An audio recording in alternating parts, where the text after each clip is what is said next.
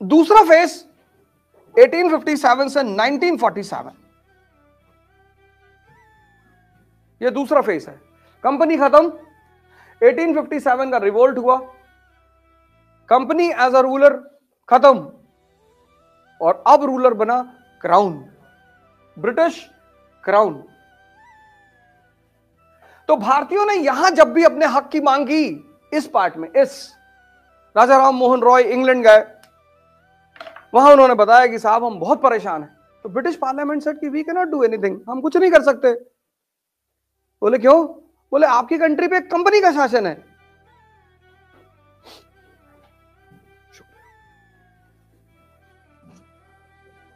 राजा Ram Mohan Roy England गए कि साहब हम बहुत परेशान है साहब, हम आप ही की तो प्रजा है साहब। बोले नहीं नहीं, तुम हमारी प्रजा नहीं हो, तुम कंपनी की प्रजा हो। तो भारतीयों को लगा अच्छा, मतलब अगर क्राउन का शासन कभी आएगा तो we will enjoy the same rights and duties which is enjoyed by the British people. और क्राउन का शासन आ गया 1857 के बाद, एक्ट ऑफ 1858। लेकिन वो जो सपना देखा था कि जो सुविधा ब्रिटेन के लोगों को मिलती वो हमें भी मिलेगी, वो नहीं मिली। तो इस दौर की सबसे प्रमुख घटना है, the most important event of this period is national movement.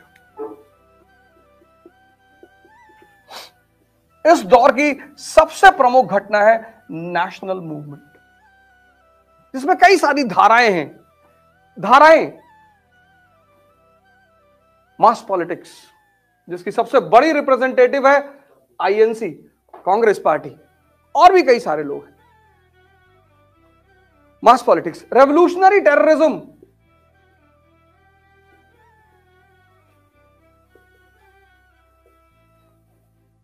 Communism and socialism, ये सारी धाराएं इस फ्रीडम स्ट्रगल में आपको दिखाई पड़ेंगी। और सबने इस फ्रीडम स्ट्रगल को मजबूत करने में अपना अपना कंट्रीब्यूशन दिया। और फिर 1947 में यह देश आजाद हुआ और एक राष्ट्र बना जिसे हम आज कहते हैं India, that is Bharat. Modern India बस यही कहानी है। क्लियर? क्लियर? मॉडर्न इंडिया किस चीज की कहानी है? किस चीज की कहानी है?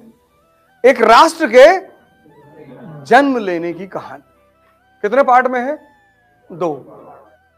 एक पार्ट किसका है? ईस्ट इंडिया कंपनी का। What is the most important event of that period? The old structure got eliminated. Second period क्या है? नेशनल मूवमेंट, क्राउन का पीरियड है। उसकी सबसे प्रमुख घटना क्या है? National movement. उस नेशनल मूवमेंट में कितनी धाराएं हैं? बड़ी सारी धाराएं, हम सब पे चर्चा करेंगे। 1930 के बाद आप इस धारा को देखोगे, सोशलिज्म। और 1930 के बाद 2 सोशलिस्ट लीडर कांग्रेस में बहुत जबरदस्त तरीके से बाहर निकलेंगे, एक नेहरू, एक बोस। और फिर जो कांग्रेस का सेशन होगा वो गांव में होगा। कौन सा सेशन? फैजपुर। फिर जो कांग्रेस का सेशन होगा वो गांव में होगा, फैजपुर। 1931 में तुम देखोगे कराची सेशन, कांग्रेस का कराची सेशन। और कराची सेशन में पहली बार कांग्रेस आती है न्यू इकोनॉमिक पॉलिसी लेकर। और उस न्यू इकोनॉमिक पॉलिसी में सबसे ज्यादा ध्यान दिया जाता है किस पे? किसानों पे और मजदूरों पे। क्योंकि 1917 का रशियन रेवोल्यूशन हो चुका है। सब जोड़ना पड़ेगा सारी घटनाएं। 1920 में आईएलओ बन चुकी है, इंटरनेशनल लेबर ऑर्गेनाइजेशन। 1929 में एक बहुत बड़ी घटना घट चुकी है, इकोनॉमिक डिप्रेशन।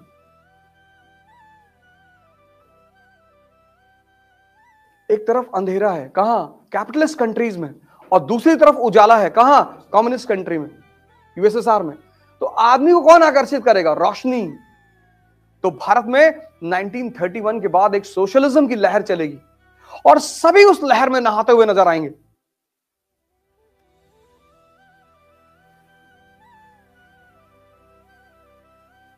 इसलिए मत पढ़ो मैंने कहा था ना पिछली बार जब मैं सेमिनार लेने आया था तो मैंने एक बात कही थी कि तोते कभी अरहत नहीं होते। रामायण पढ़ लेते हैं, कुरान पढ़ लेते हैं, पर वो कभी एनलाइटेंड नहीं होते क्योंकि समझ नहीं पाते। ये जो आज भारत में एक जहर चल रहा है, संप्रदायवाद, कम्युनलिज्म, हिंदू मुस्लिम, उसकी नींव यहीं पड़ी। नेशनलिज्म को रोकने का जो सबसे स्ट्रांग तरीका है वो है कम्युनलिज्म। तो इस फेस में जहां से तुम देखोगे नेशनलिज्म का धारा शुरू होगी, वहीं से कम्युनलिज्म की भी धारा शुरू होगी।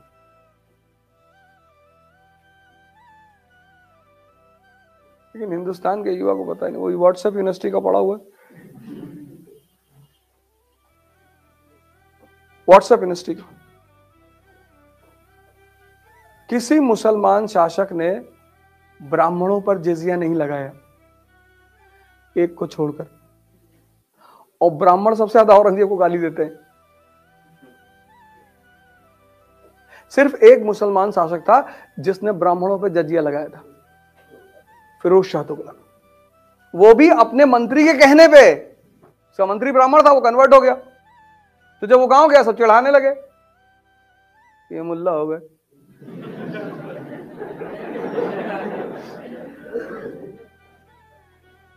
उसको लग गई कि वे चिढ़ा रही है हमको। उसने कहा लगा दो जजिया इनके ऊपर, पैसा वसूलो, मारो इनको। इसलिए फिरोज शाह तुगलक ने लगाया। औरंगजेब ने तो लगाया ही नहीं। औरंगजेब ने ब्राह्मणों पर जजिया ही नहीं लगाया।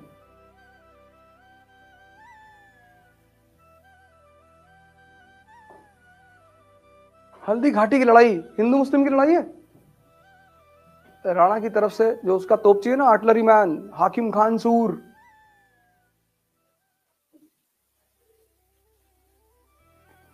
राणा सांगा और बाबर की लड़ाई हिंदू मुस्लिम की लड़ाई है। राणा सांगा की तरफ से 4-4 मुसलमान सरदार लड़ रहे हैं, हसन खां मेवाती, महमूद लोदी। लेकिन व्हाट्सएप यूनिवर्सिटी ये नहीं बताएगी।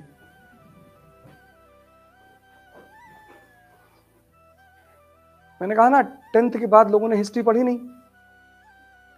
95% इस कंट्री का लड़का उसमें चला गया साइंस में। उसको नौकरी करनी थी तुरंत, मेडिकल की तैयारी करनी थी, डॉक्टर बनना था और इंजीनियर। 90s के बाद यहां कंट्री में 2 ही चीज लोग बन रहे थे, एक डॉक्टर एक इंजीनियर।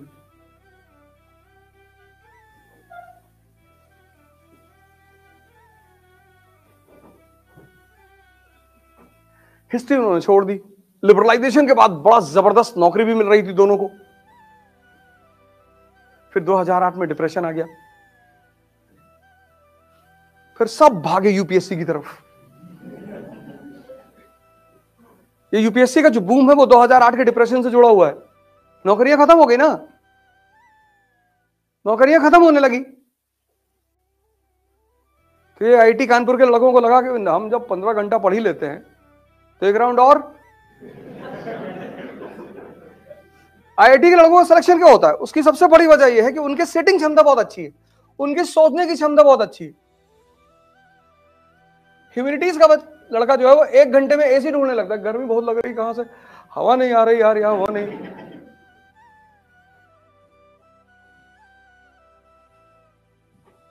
उसको पिक्चर हॉल में बैठा दो, वो 6 घंटा बैठा रहेगा वहां। ना उससे गर्मी लगेगी, ना ठंडक लगेगी, ना भूख लगेगी, ना प्यास लगेगी, बैठा रहेगा वो। बस उसके चॉइस की मूवी होनी चाहिए।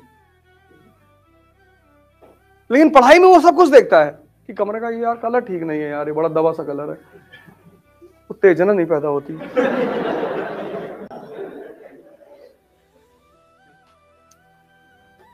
तो आईआईटीएंस की चूंकि हैबिट अच्छी है पढ़ने की, सेटिंग हैबिट अच्छी है, थिंकिंग प्रोसेस भी अच्छा है,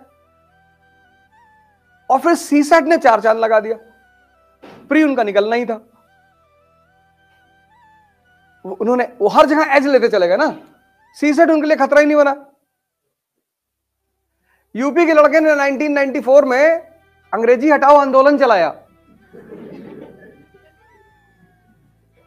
हाँ, 1994 में यूपी में अंग्रेजी हटाओ आंदोलन चला।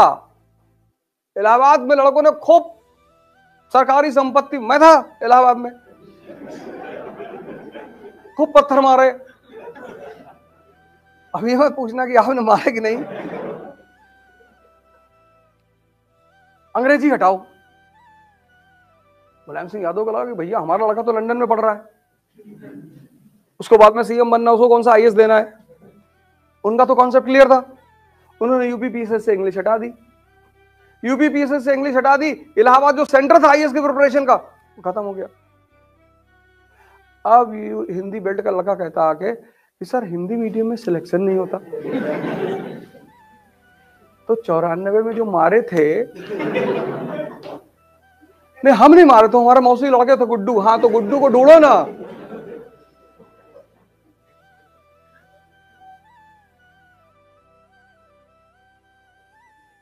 किसी भी भाषा को जानना से बुराई थोड़ी है, और इंग्लिश तो वैसे भी सबसे सरल भाषा है। किसी को भाषा को जानने में कोई बुराई नहीं है, अच्छी बात है, उपलब्धि है, अचीवमेंट है।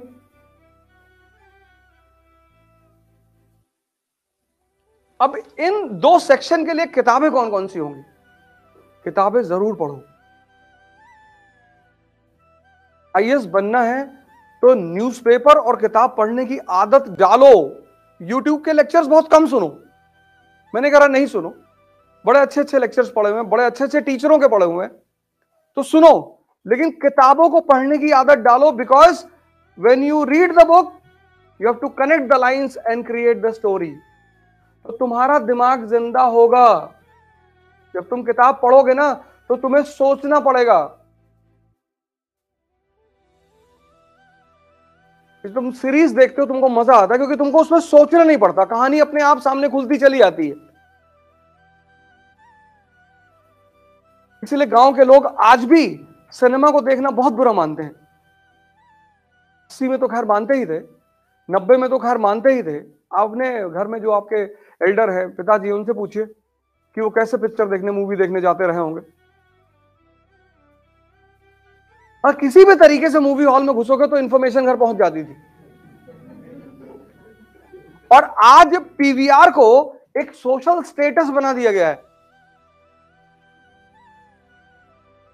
क्योंकि मां बाप को पता था कि अगर तुम मूवी देखोगे ना तो तुम्हारी जो कनेक्ट करके सोचने की क्षमता है वो खत्म हो जाएगी। इसलिए किताबें पढ़ने में नींद आती है। तो किताबें खुद से तभी बोलेंगी जब तुम उनसे बोलोगे, वरना वो तुमसे नहीं बोलेंगी। वो बोलेंगी तुमसे। और जिस दिन तुम जो पढ़ रहे हो, मतलब एक तरफ तुम आगे पढ़ रहे हो और दूसरी तरफ यहां पिक्चर बन रही है, उसके बाद तुम्हारा कोई कंपटीशन रुक ही नहीं सकता। बस यही पैरामीटर है कि जिस लाइन को तुम पढ़ रहे हो, चाहे वो हिस्ट्री हो, ज्योग्राफी हो, पॉलिटी, इकोनॉमी, कुछ भी, मतलब तुम लाइन यहां पढ़ रहे हो और यहां उसकी पिक्चर बन रही है, बस समझ लो तुम्हारा सिलेक्शन होने वाला है। क्योंकि पिक्चर बन रही का मतलब यह है कि डाइजेशन इज गोइंग ऑन, हजम हो रहा है। किताबें लो और सरल किताबें लो। पहली किताब ले लो NCERT, old NCERT, class 12th, Vipin Chandra.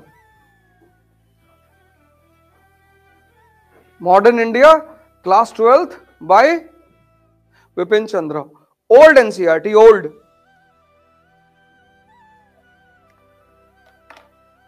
Old NCERT by Vipin Chandra, class 12th।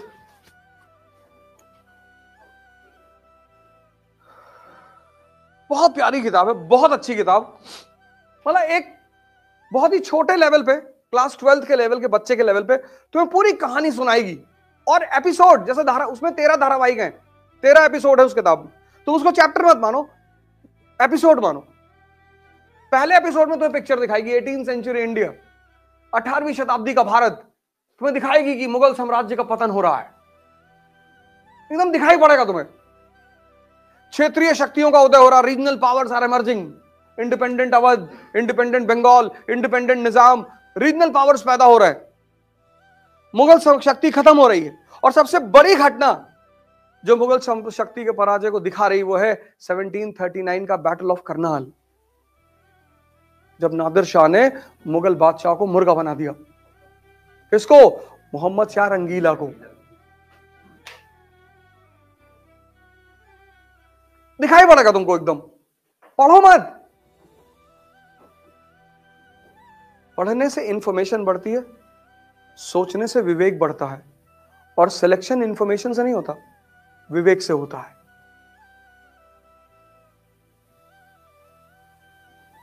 आज के दौर में लोगों के पास इंफॉर्मेशन बहुत है, पर सोचा ही नहीं, सोचा ही नहीं। सब कुछ उस किताब में लिखा हुआ है, सब कुछ, बस तुम्हें सोचना है रुक के। कोई आदमी इस क्लास में जिसने 12th की कभी एनसीईआरटी पढ़ी हो? अब तो हाथ ना उठाओ।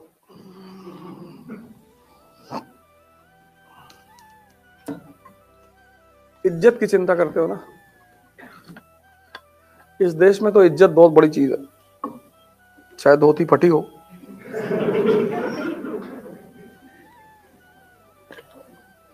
ऐसा इज्जत समझा दिया गया है, भिखमंगों की कौन सी इज्जत है।